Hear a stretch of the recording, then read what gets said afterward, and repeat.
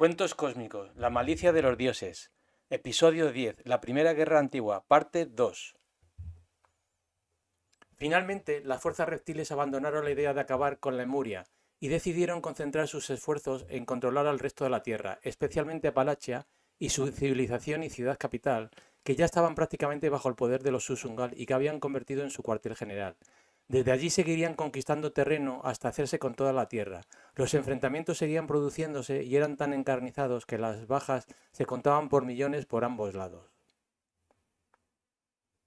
Pero a pesar de eso, los que tenían la victoria al alcance de su mano eran los sauroides, y que ya tenían miles de prisioneros lirianos y otras razas estelares que veían con estupor cómo una raza altamente regresiva dominaba sus vidas sin esperanzas de que nadie pudiera hacer algo por ellos, y mucho menos la apreciada y poderosa Alianza, que supuestamente se encontraba en algún lugar de la galaxia persiguiendo y dando caza a más reptiles y creyendo que Sol 13 podría hacer frente por sí mismo a cualquier eventualidad que surgiera. El espacio también se había convertido en una escombrera. Los cruceros galácticos de los Dracos eran más poderosos de lo que se suponía, aunque no estuvieran al día en tecnología. Finalmente, había contrarrestado las arremetidas lirianas y sus puertos espaciales e instalaciones en órbita habían sido destruidas.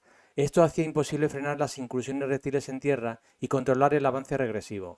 En la conflagración inicial, muchas naves de la Confederación Sauroide también habían sucumbido a la batalla, pero ya nada podía parar la barbarie. En otros planetas del sistema solar Sol 13 la situación era similar. El control regresivo era total. Después de muchos meses de feroces enfrentamientos en Tierra y en órbita, las bajas en ambos bandos eran cuantiosas, pero todos sabían quién era el claro ganador. Había llegado el momento para todas las razas positivas que intervinieron en el conflicto de aceptar la derrota y de sucumbir al yugo sauroide de los Susungal, que gobernaría la Tierra con el beneplácito de los Dracos y los Naga, que custodiarían el sistema solar Sol 13 para mantener su hegemonía y poder. La flota de la Alianza no había hecho presencia durante el conflicto y ahora ya no se les esperaba. Las comunicaciones desde el sistema solar hacia otros sistemas o galaxias habían quedado deshabilitadas en el primer momento del comienzo del conflicto. Los reptiles sabían cómo hacerlo, ya que habían conseguido los códigos antes de entrar en Sol 13. No había pues un ápice de esperanza para intentar llegar a un acuerdo de paz y para el genocidio y la esclavización de los habitantes de la Tierra.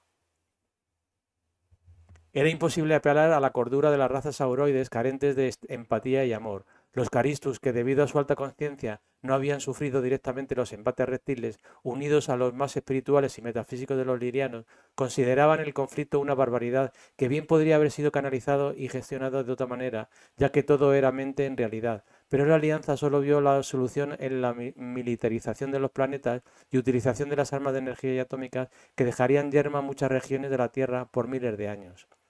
Esa forma de ver las cosas solo había sido el catalizador para volver a crear los egregoros y las tulpas de los reptiles que se desarrollarían al pairo de los miedos primigenios de los lirianos que una vez tuvieron que abandonar su tierra natal en Lira en busca de la salvación.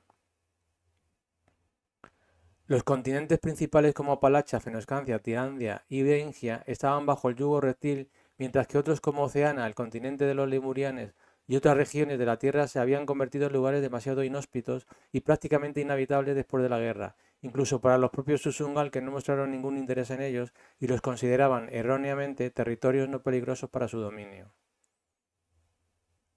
Gracias a ese desinterés, la civilización de Lemuria que había sobrevivido al conflicto bélico se convertiría en tierra de forajidos, ya que muchos supervivientes y todavía libres habían decidido huir de la masacre hasta allí, haciendo que aumentara su fortaleza y convirtiéndose en una región no dominada.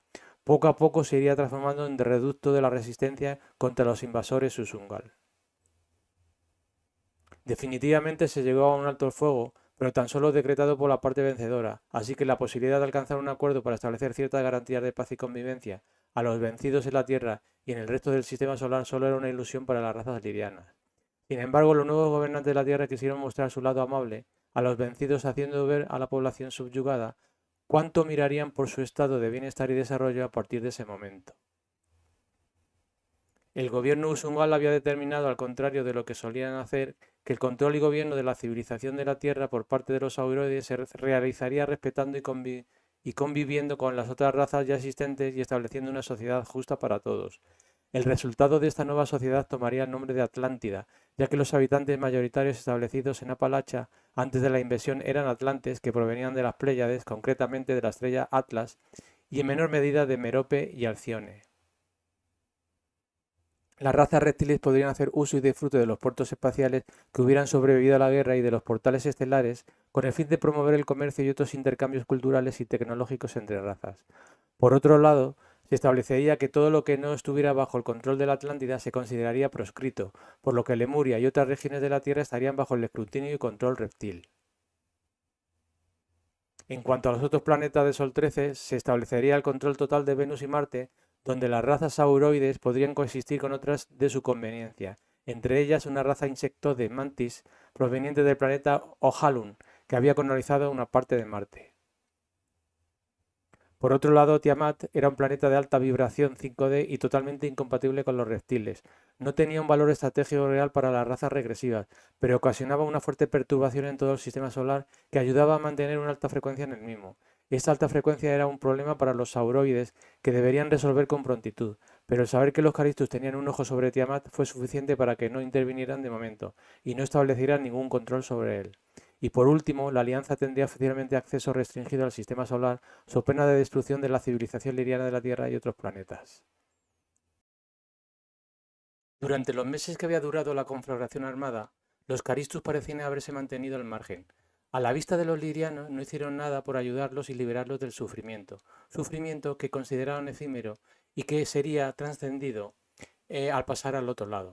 Se habían parapeteado en su planeta de alta densidad, donde sabían que los sauroides no podían entrar, pero la realidad era otra. Habían apoyado subrepticia y poderosamente la resistencia de Lemuria contra la invasión regresiva del Consejo de Orión. La civilización lemuriana era la más avanzada en consciencia y en densidad comparada con el resto de civilizaciones de la Tierra, por lo que era más fácil la interacción. Se decían ser los guardianes de Sol 13 y a su modo hicieron su trabajo, pero no fue suficiente. Estaban convencidos de que detrás de la invasión reptil a Sol 13 había intereses oscuros de la Alianza y que la llegada de las hordas sauroides al sistema solar no era casualidad. Una y otra vez los Caristus mostraban su creciente desconfianza en la Alianza y creían firmemente que la invasión reptil a la Tierra y a otros planetas de Sol 13 solo era el principio de algo más grande. Pensaban que si ellos se hubieran intervenido de manera frontal y directa contra el Consejo de Orión por la invasión de la Tierra, la Alianza no se lo habría permitido y habría actuado con contundencia contra ellos. Los Caristus seguían sospechando del proceder de la Alianza, que no se ajustaba en absoluto a criterios espirituales y metafísicos y para nada eran justos con la gente. ¿Por qué la Alianza no había aparecido durante el tiempo que había durado el conflicto armado? ¿Sería un problema de percepción temporal al no existir el tiempo? Quizás la Alianza sí llegó a Sol 13 para ayudar a la raza liriana, pero se equivocó de línea de tiempo. ¿Por qué seguía sin aparecer después de acabado el conflicto bélico? Quizás consideraba que ahora todo estaba como tenía que estar.